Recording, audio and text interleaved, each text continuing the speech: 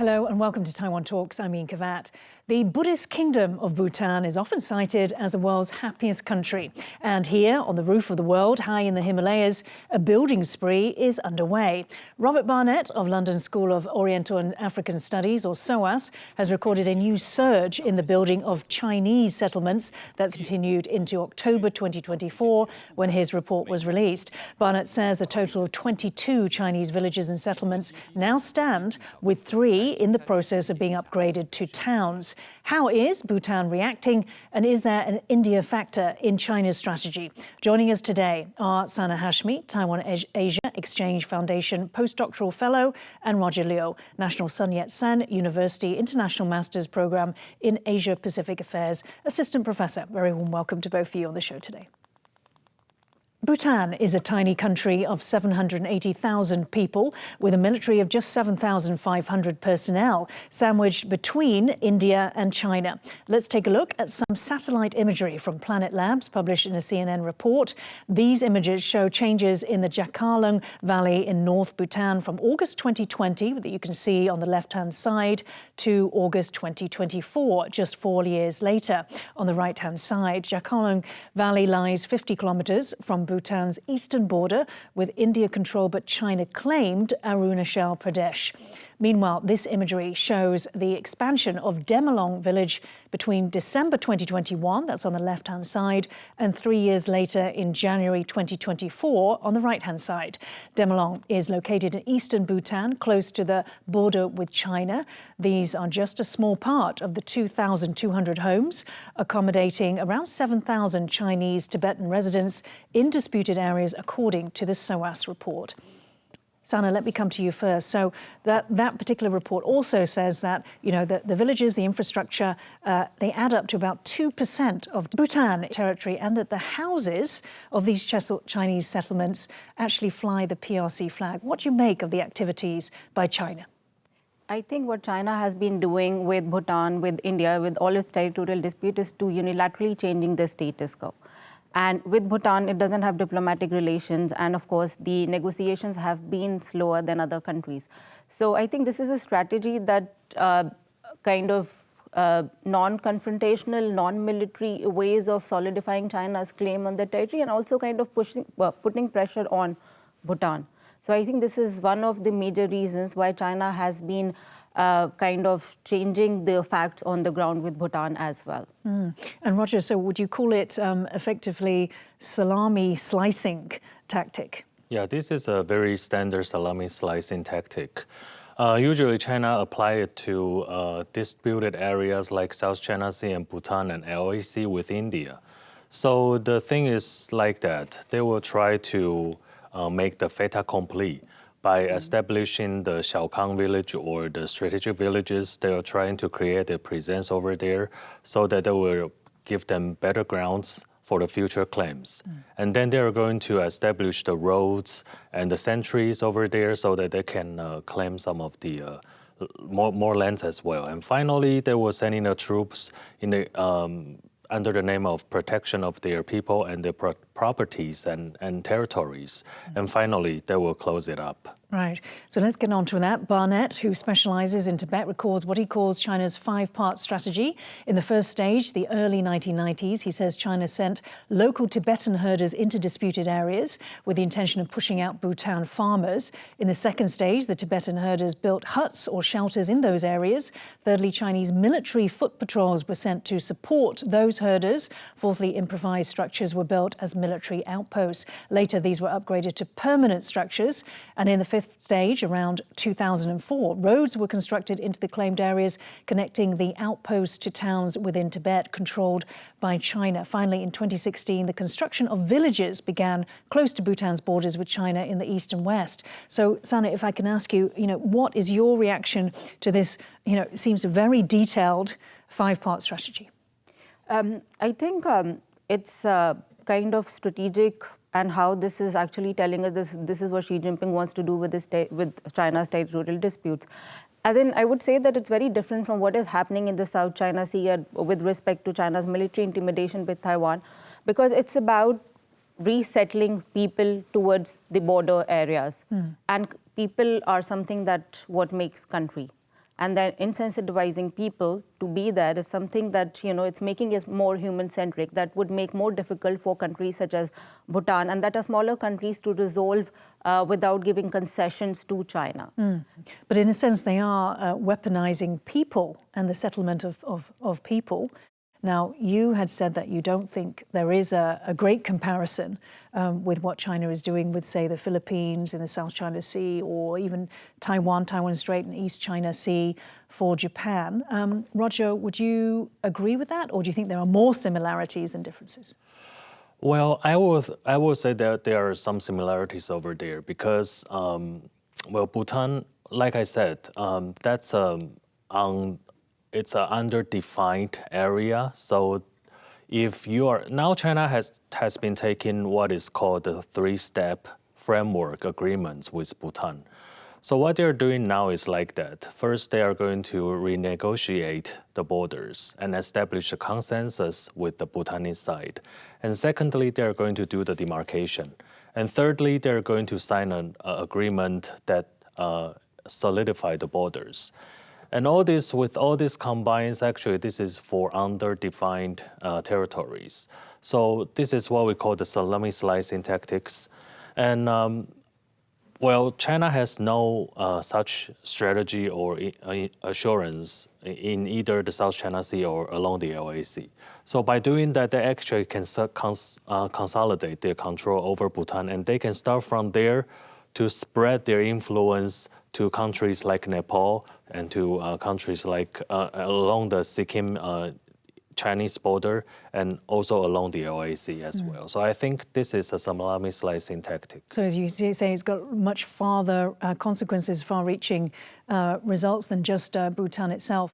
Now, in 2017, India and China were involved in a tense 2-month-long standoff in Doklam, western Bhutan, when Indian troops physically prevented the extension of an illegal Chinese road in the area. In June of that year, the Bhutan government raised an objection against the Chinese military building a road inside Bhutanese territory. This was Thimphu's statement. Bhutan has conveyed to the Chinese side, both on the ground and through diplomatic channels, that the construction of the road inside Bhutanese territory is a direct violation of the agreements and affects the process of demarcating the boundary between our two countries. Bhutan hopes that the status quo in the Doklam area will be maintained as before 16th June 2017. Now, Doklam Plateau is close to the strategic tri-junction between Bhutan, China and India in western Bhutan. China claims Doklam as its territory since ancient times. And Roger, you began talking about this very strategic area. What is it that China would be enabled to do if it did control Doklam, and why would India be so concerned? Well, if you look at the map of India, actually India has two parts, the Indian mainland and the smaller part, what we call the Seven Sisters, the seven border states in the northeast area of India, region of India. And this is called the Seven Sisters, and they are only connected by a very narrow way, what they nicknamed as the chicken snack. So, and the triangular area that Bhutan, the Chinese and the Indians control in the Doklam area, actually this is a very crucial point to control the chicken net. So imagine this, if there's a war between China and India, and if China controls the chicken net part, it can cut and dissect the mainland of India and the Seven Sisters regions. And that will pose a great threat to the logistics of the Indian armies and our armed forces. So that makes this part very strategically important. And it would also sounds like it could then put China in a position to seize more Indian territory. Absolutely. In fact, one of the proposals that have been put across by the Chinese side is that we would seize construction of villages or anything else in other parts of Bhutan if Doklam is given to us. And we know that India-China-Bhutan border dispute isn't really about territory. As I've been saying, that India-China border dispute isn't about territory. India is at the center of China-Bhutan border dispute as well as the resolution. So I think India is worrisome about what is going to happen if there is a resolution of India is not being included at the high table. But then apart from that, I do believe that Doklam is primarily about India. It's really not about Bhutan. Okay. To that point, in the SOAS report, Barnett states that China's 5-stage process was a response to Bhutan's failure to accept China's package deal offered in 1990. It says that as the northeastern areas of Bhutan have no compelling military or strategic value to China, taking them was about gaining leverage to acquire the areas that China wants in the western sector of Bhutan, including Doklam Plateau. Roger, what do you think of that hypothesis? Well, just like Sana has mentioned, I think Bhutan itself, we cannot just, look at the local parts because the whole country is very important. And the western part of Bhutan actually is very close to Doklam, and that's it. And on the eastern side is close to Taiwan, which is considered to be a Tibetan Buddhism sanctuary for the next Dalai Lama to be born there. So the whole Bhutan becomes very important. So I think for the whole advancement of China, we have to pay attention to. Mm-hmm. And Sana, what would be the factors involved should Bhutan want to enter into some sort of land swap deal? I think we still not sure how it is going to be the resolution, but I do see a prospect for boundary dispute resolution between China and Bhutan. I think no one really wants to have a disputed border with a country like China. And Bhutan has been negotiating with China for a few years. Specifically, we have seen the process has been expedited after 2017 Doklam clashes. But also, if we could talk about what happened in 2017 and how this piece of land became so important. It was primarily that India responded to Chinese transgressions in Doklam. It is at the tri-junction, and China didn't really expect that India would behave in such a way because that never happened before. So now even China knows that whatever happens and whatever negotiations are going to take place, India would definitely play a part. And how there is this security arrangement between India and Bhutan. And no matter what, even if you look at this in the South Asian region, Bhutan is one country that is the friendliest towards India. And that depends on India on a number of counts. So I think that no matter what happens with China, India cannot be just blindsided. India's security concerns will be taken into consideration by Bhutan. Right. And you said that China was surprised that India stepped in 2017 and there was a Doklam standoff. But what I understand is that Bhutan actually relies on India for its security needs. Absolutely, because Bhutan doesn't really have a huge military, so whatever negotiations even we are seeing today, it's at the diplomatic level. And I do believe when Bhutan doesn't have diplomatic ties with P5 countries and China, you are not even talking to other P5 countries. And how do you, of course, there's a mechanism, there is special talks going on, border talks going on with China, but then I do feel there are some limitations. So for long, this big brother relationship, and when you talk about big brother relationship in South Asia, it sometimes had negative connotation that India is showing its big brother capabilities. But with Bhutan, I do feel that there's positive connotation. So I think every small country knows that they cannot really blindly follow and rely on China. And there is this benignity with respect to India's position in the South Asian region, specifically with Bhutan. So I do believe that is very important, that how Bhutan takes it forward and how Bhutan includes India in this entire process. Right. So, Roger, I mean, Bhutan has to consider India's security concerns, so it probably will not be able to give up that land in the West, simply give it up. But then it is losing the territory in the northeast of its country as China continues to build these villages. Currently it's at 2% of Bhutan territory, according to SOAS, that it's lost. So is it becoming caught up, as a victim in this wider China-India competition? Well, I think geopolitically speaking, Bhutan doesn't have a very favorable condition because it has been caught between China and India, these two rising Asian giants. But the good thing is that Bhutan has been relying on India for the past few decades. So India is the major caretaker of Bhutan's national security and the builder and trainer of Bhutan's armed forces. And Bhutan and India has very close relationship in economics, in communications, in the investments, and all these are what China cannot compare with. So I think it is good that some think tankers in the West notice this, the losing of the territories, although it only accounts for 2%. But I think India's side has been noticing it as well. So they are now trying to step up the economic buildings. For example, they are going to include a building of the Galep mindfulness city, which is considered to be a special administrative region, or SEZ, the Special Economic Zone in the southern part of Bhutan. By pouring more investment into Bhutan, actually India can regain the control or to secure its control over Bhutan. Right, but can it, Sana, go as far as doing what it did in 2017, which was to physically prevent, the construction of that Chinese road? I mean, can it do the same with further settlements? But I would answer that. I would also like to add what Roger said. I think instead of calling Bhutan a victim, I would call Bhutan a beneficiary of India-China competition in the South Asian region. And of course, India's relationship with Bhutan goes beyond China. There is a lot of cooperation that has been going on for decades, and China is becoming aggressive now, so of course that has become also an enabling important factor. But then I'll give you one example that how with the Indian diplomats, when they're selected every year for the foreign service, along with their training, Bhutanese diplomats are also trained with them. So I think sometimes Indians also treat Bhutanese as their own. So I think this is how deep the relationship between Indians and Bhutanese are.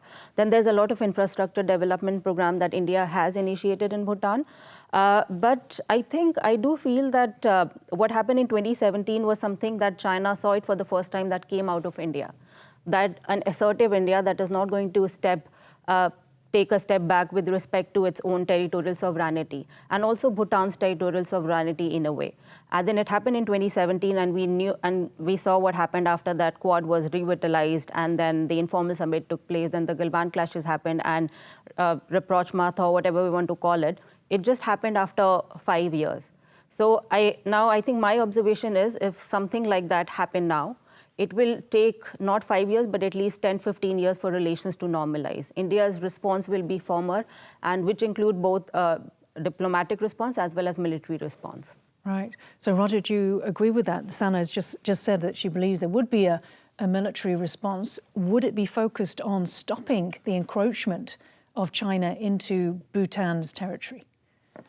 Yeah, I think that will be important, especially when we consider the current reality that Bhutan has been relying on India. And this relationship should be built upon these fundamentals that Bhutan and India has established very close connections. But China has been trying to increase its presence as well. Especially China has been pressurized Bhutan in the recent years for a formal diplomatic relations. And the Chinese tourists actually has been weaponized for the past few years, and China is going to use it on Bhutan. So, and we have to notice this because the Indian tourist doesn't have to pay the minimum fees when they enter Bhutan. And the Chinese people are required to do that. So if the Chinese are trying to weaponize their tourists, they can actually do that. And I think that will create some kind of pressure. So I think it's very important to bring the outside players into this playfield as well. For example, the US, Japan, and all these Quad members should also help India to join India to guard Bhutan against China. Right, yes, because if they use their tourists to increase the tourist revenue of the country, then that gives them a lot of economic coercion over Thimphu, obviously. Now, when CNN asked Bhutan about the Chinese settlements in its northern district of Lhonse, the government denied there were any in Bhutan's territory. However, the Chinese government didn't deny them. According to CNN, it said, Chinese construction activities in the border region with Bhutan are aimed at improving the local livelihoods.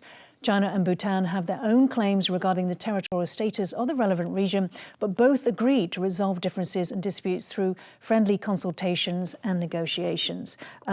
Sana, let me come to you again. I just wanted to say, that dating back to 1998, both sides signed a formal agreement to say that they would not unilaterally alter the status quo in the disputed areas. Now, obviously, we could see that China has done that. Do you think that Bhutan's response here to CNN, whether it denies the existence of these settlements, Is that typical of Bhutan's position in this dispute? I think this is typical of all the countries. Even if you look at India, as in skeptics are like, what is the territory that India has lost after Galwan clashes?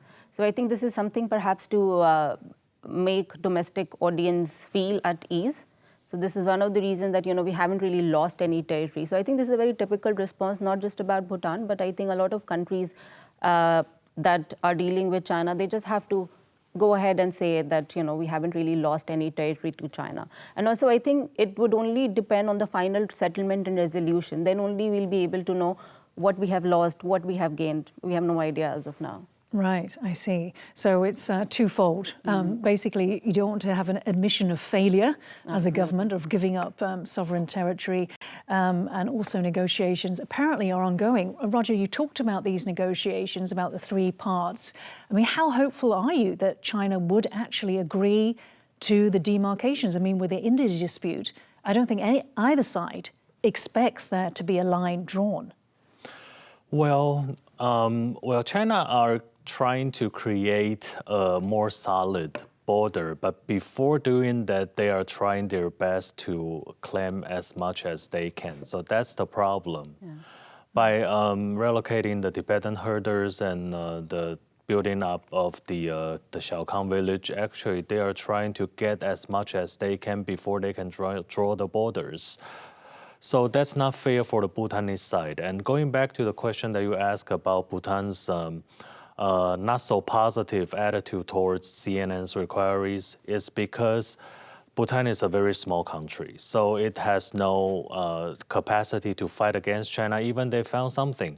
So they are waiting for Indians' response to back them up. So I think India's response is more important than Bhutanese response. So on this issue, actually, all the Quad countries should work together to help not only Bhutan, but also India's strategic foothold in this region. Okay, so on India, China has also built villages along its border with India using a similar stage process. The Center for Strategic and International Studies China Power Project reports China has been constructing 600 Xiaokang or well-off villages along India's borders with the Tibet Autonomous Region for more than 5 years. That region is obviously controlled by China.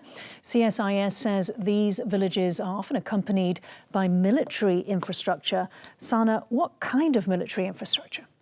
I think India is also doing what China is doing in border areas. India is also developing its own kind of villages, resettling population, giving them incentives to move to border areas.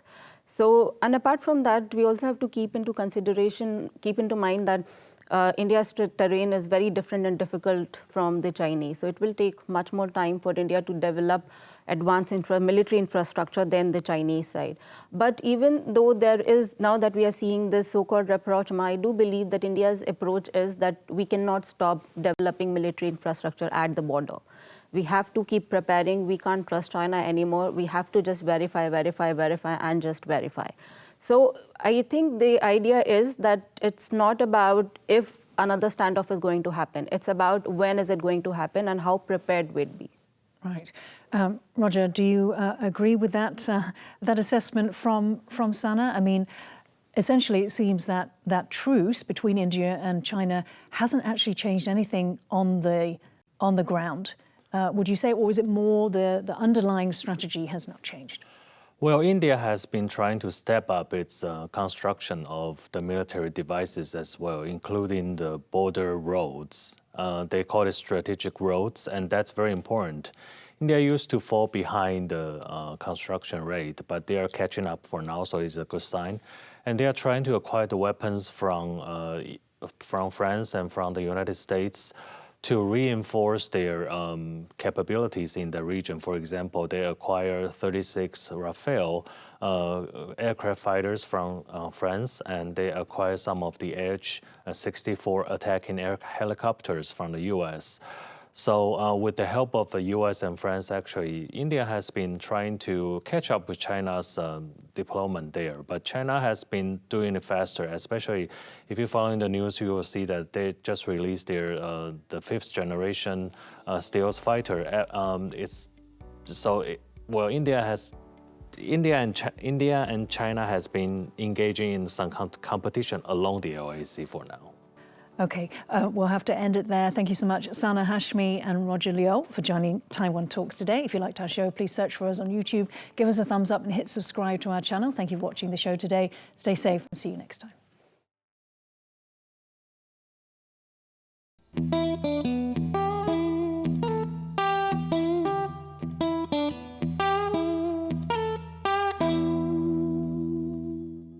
The White House has announced a $50 billion, $6.6 billion US for dollars semiconductor TSMC's come out of the 2022 CHIPS Act. I want competition with China, not conflict. Taiwan punches above its weight when it comes to creating chips. The entire world has great interest in keeping Taiwan's chip industry functional. So the silicon shield that supposedly has been protecting Taiwan, is there a silicon shield?